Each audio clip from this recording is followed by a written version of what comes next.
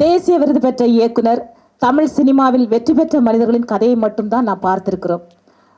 முதலில் வாழ்க்கையில் தோல்வி அடைந்த மனிதனின் வலிகளை எடுத்து சொன்ன படம் வெயில். அடுத்து மறக்க முடியாத யதார்த்தமான படம் அங்காடி தெரு.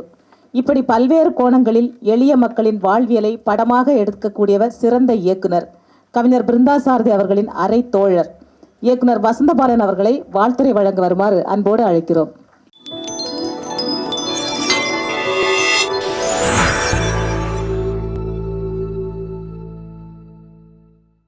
அனைவருக்கும் இனிய மாலை வணக்கம்.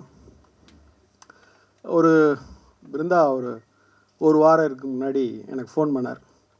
பாலன் எப்படி இருக்கீங்க அப்படின்னாரு.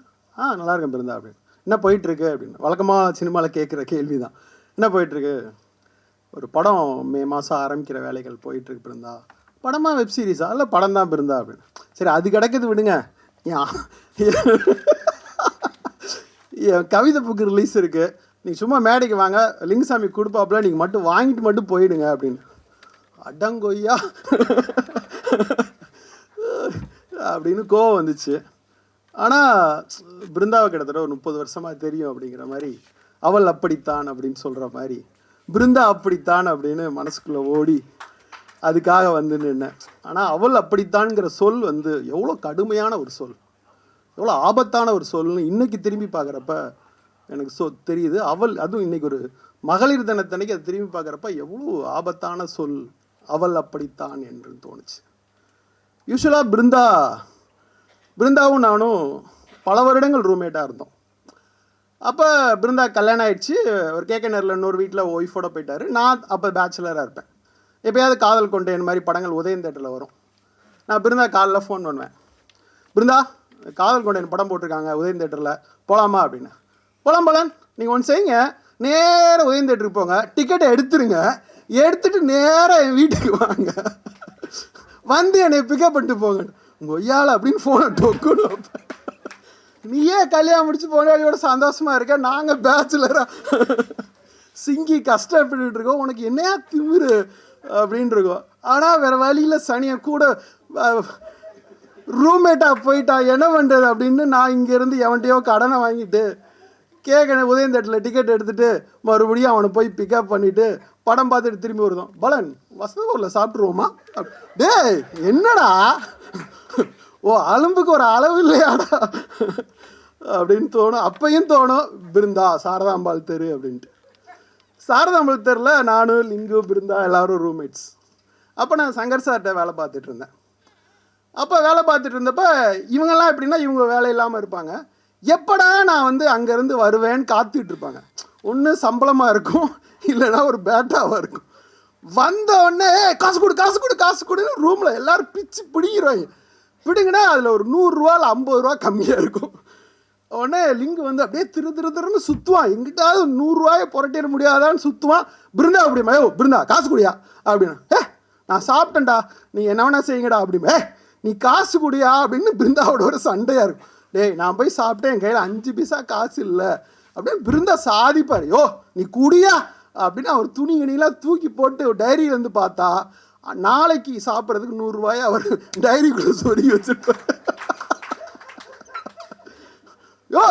இன்னைக்கு சாப்பிட 100 ரூபா வச்சு நாளைக்கு எவன்டா போய் கேட்க, நாளை கழிச்சு எவன்டா போய் கேட்க, போடா அப்படின்னு அவர் வந்து கடுமையாக பேசுவார். அதுதான் பிருந்தா. அப்புறம் சினிமாவில் உங்களுக்கு தெரியும், எல்லாரும் சினிமாவில் பிளட் ப்ரெஷரோ அசிடிட்டியோ இல்லாத ஆளே யாருமே இருக்க முடியாது. கத்துன்னு ஸ்பாட்டில் கத்துவோம். அப்புறம் ப்ரொடியூசர் கொடுக்குற ப்ரெஷர், ஆக்டர் கொடுக்குற ப்ரெஷர், இதெல்லாம் பயங்கரமாக இருக்கும். எனக்கு தெரிஞ்சு உலகத்திலேயே பிளட் ப்ரெஷர் இல்லாத அசிடிட்டி ஜெலுசில் சாப்பிடாத ஒரு மனுஷன் இங்கே இருக்கிறான்னா ஒரு ஆள் தான். ஏன்னா நம்ம நண்பர்களே, இப்போ இவ்வளோ தேசிய விருது, வெங்காய விருது, எல்லா விருதும் வாங்கின பிறகு இப்போ ஒருத்தர் கதை சொல்கிறதுக்கு ஃபோன் பண்ணார் ப்ரொடியூசர். இப்போ சமீபமாக தான், பலன் ஒரு 1 o'clock மீட் பண்ணிடுமா அப்படின்னு. சார் ஒன்று சாப்பிட்டு மீட் பண்ணுவோம், இல்லை அதுக்கு முன்னாடி மீட் பண்ணுவோம். நான் 1:30க்கு வேறு மீட்டிங் போகிறேன் பலன், அப்போ நீங்கள் 1 o'clock வந்துருங்க, 2 o'clock வந்துருங்க அப்படிமா. டேய் சாப்பிட்டு போகிறதா சாப்பிடாமல் போகிறதா அப்படின்னு நெஞ்சு கறிக்க 1:30 மணிக்கு அந்த ஆஃபீஸில் நின்று 2.5 மணி நேரம் நெஞ்சு வலியே கதை சொல்லிட்டு வெளியே வந்தா, ஓகே பல நான் கூப்பிட்றேன்னு ஃபோனை வச்சுருவாங்க. இது நான் ட்ரை பண்ண காலத்திலேருந்து போன மாதம் வரைக்கும் நான் பார்த்த ஒரு உதவி இயக்குனருடைய வழி. பிருந்தா பண்ணையார் வீடு மாதிரி அலட்டிக்கவே மாட்டான். ப்ரொடியூசர் ஃபோன் பண்ணி 2 to 4 வந்துரு பிருந்தா அப்படின்னா, சாரி பிரதர் 2 to 4 நான் தூங்குற நேரம்.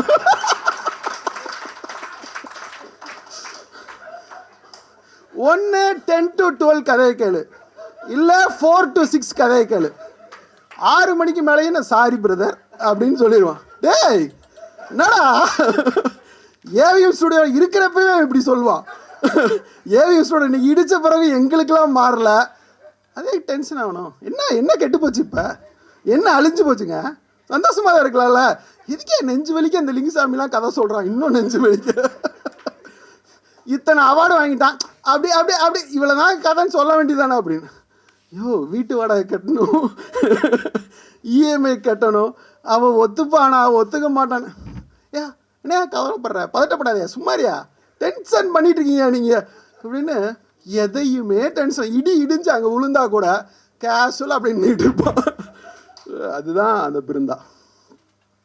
எப்பயுமே நாங்கள் எங்களுடைய முதல் கதையை பிருந்தாவோட முதல் கதை எல்லாருக்கும் இன்றைக்கி தான் காற்றில் வரைபவனா அந்த கதை உங்களுக்கு தெரியும், கவிதையா. ஆனால் அந்த கதை ஒரு 25 வருடமாக 30 வருடமாக பிருந்தா மனசுக்குள்ளே இருந்த கதை. நான், லிங்குசாமி, ரூமில் இருக்க நண்பர்கள் எல்லாரும் சேர்ந்து பிருந்தாவுடைய முதல் கதையை பேசியிருக்கோம். என்னுடைய முதல் கதையை லிங்கு பிருந்தா இரவு முழுக்க விழுந்து விழுந்து விழுந்து பேசியிருக்கோம்.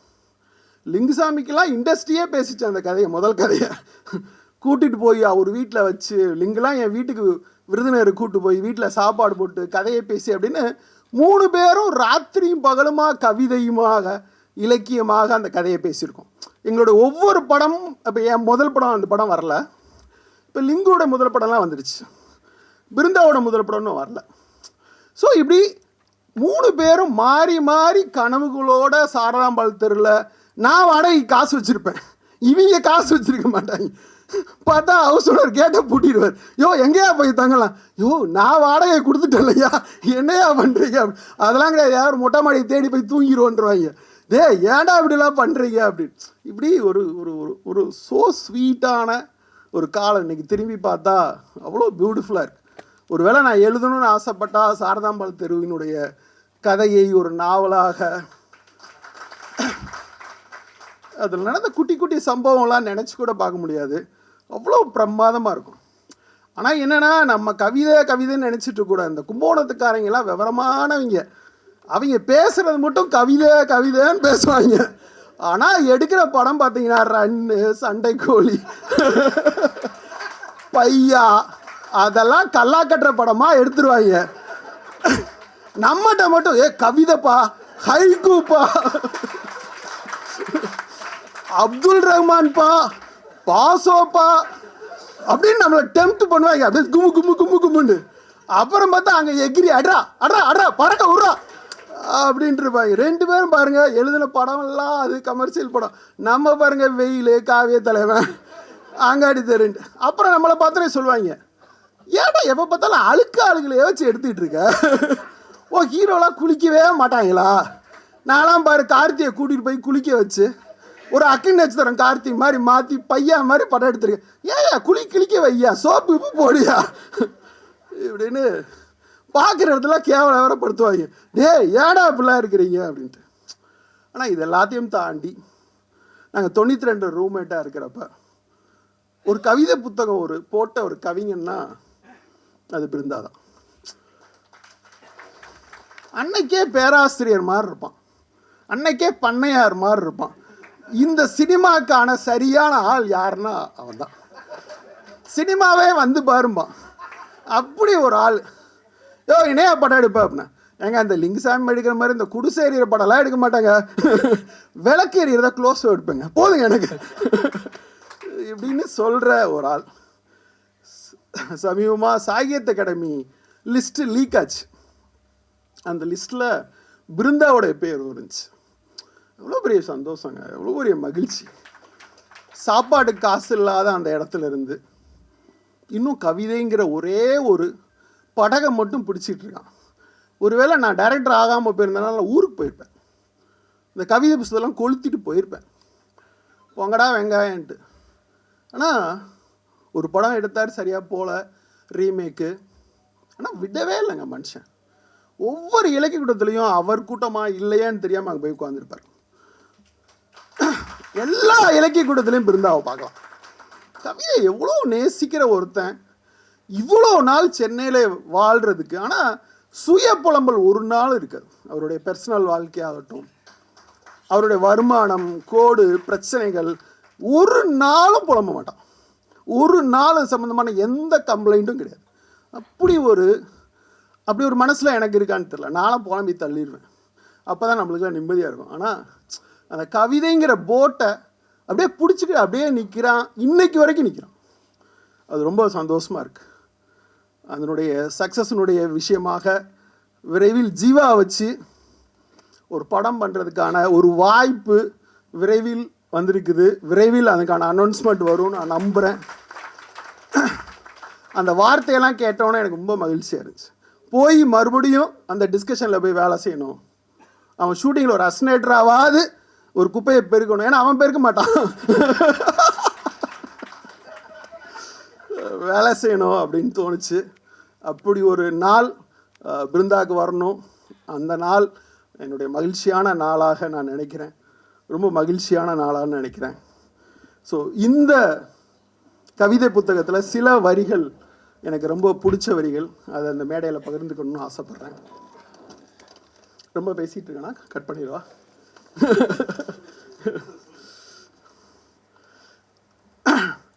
அதில் ஒரு கவிதை லைனு, உலகத்துக்கு கடைசியாக வந்த மனிதன் உலகில் தோன்றிய முதல் உயிரையும் கொல்வது என்ன நீதி அப்படிங்கிற ரொம்ப அழகான கவிதை. உலகத்துக்கு கடைசியாக வந்த மனிதன் உலகில் தோன்றிய முதல் உயிரையும் கொல்வது என்ன நீதி அப்படிங்கிறது சூழியல் சம்பந்தமான எவ்வளோ பெரிய கேள்வி. இன்னொரு கவிதை, வானம் தொடுவது இருக்கட்டும், வானில் பிறந்தாலும் மலைத்துளி போல் மண்ணை தொட வேண்டும்.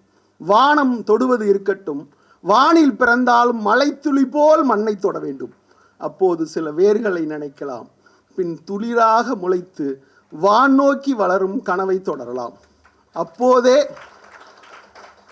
ஒரு முடிவை எடுத்தேன், வானம் தொடும் என் கனவை மேகமாக மாற்றும் முயற்சியை மாற்றிக்கொள்வது அப்படின்னு அந்த கவிதை முடிகிறது. யானை பற்றி என்னெல்லாம் சொன்னாங்க. யானை பற்றி எவ்வளோ நாள் சொல்லிக்கிட்டே இருக்கலாம். இயற்கையின் பிரம்மாண்டத்தை கடல் முன்னாடியும் யானை முன்னாடியும் நம்ம பார்த்துக்கிட்டே இருக்கலாம். கோயிலுக்குள் காட்டை கொண்டு வருகிறது யானையின் பிளிரல் சத்தம். அற்புதமான ஒரு கவிதை. எவ்வளோ பெரிய நம்பிக்கை, யானையின் நிழலில் உறங்கும் பாகன் அப்படின்னு எவ்வளோ அழகான கவிதை. இது எல்லாத்தையும் சொல்லிட முடியும். ஆனால் ஒரு கவிஞன் சொல்லக்கூடிய ஒரு அற்புதமான வார்த்தை, யானையை விட பெரிது யானையினுடைய தனிமை அப்படின்னு எவ்வளோ அழகான ஒரு கவிதை அவன் சொல்லி முடிக்கிறான். இந்த மொத்த கவிதையில் எனக்கு பிடிச்ச வரிகள், எனக்கு பிடிச்ச தத்துவம் அப்படின்னு நான் மொத்தமாக பார்க்குறப்ப என்ன தோணுதுன்னா, பிம்பச்சிறை. நீங்கள் ஒன்று நினைக்கிறீங்க, பட்டம் வானத்தில் உயரத்தில் பறந்துடுதுன்ட்டு. பறவையும் பறக்குது, ஆனால் அந்த பறவை கீழே வருது. நீங்கள் நினைக்கிற ஒவ்வொரு பிம்பமும் உயரத்தில் இருக்குதுன்னு நினைக்கிறீங்க, அது தரையை வந்து தொடுகிறது, தன் கால் தரையில் இருக்கிறது. இந்த தத்துவம் தான் இந்த மொத்த தொகுப்பில் பேசுகிறது. என்னென்னா ஹை அண்ட் லோ. நீ எதையும் லோவாக நினைக்காத, எதையும் ஹையாக நினைக்காத. நீ ஹையாக நினைக்கிற எல்லாமே நாளைக்கு தரையில் வந்து பஸ்பமாக போகணும், தரையை தொடணும். அது மரத்தினுடைய உச்சியில் பூக்கிற பூவாகட்டும், சருகாகட்டும், இப்படி எல்லாமே தரையை வந்து தொடணுங்கிற ஒரு பெரிய தத்துவம் இந்த மொத்த கவிதைக்குள் நான் கண்டுணர்வதாக இருக்கிறது. பிருந்தாவை நெஞ்சார வாழ்த்துகிறேன். விரைவில் அந்த படத்தோக்க விழாவில் காண 1000 கண்களுடன் காத்திருக்கிறேன். நன்றி, வணக்கம். கடந்த கால அனுபவங்களையும் மிக சுவாரஸ்யமாக பேசி அரங்கையை கலகலப்பாக மாற்றிய இயக்குனர் வசந்தபாலன் அவர்களுக்கு நன்றி.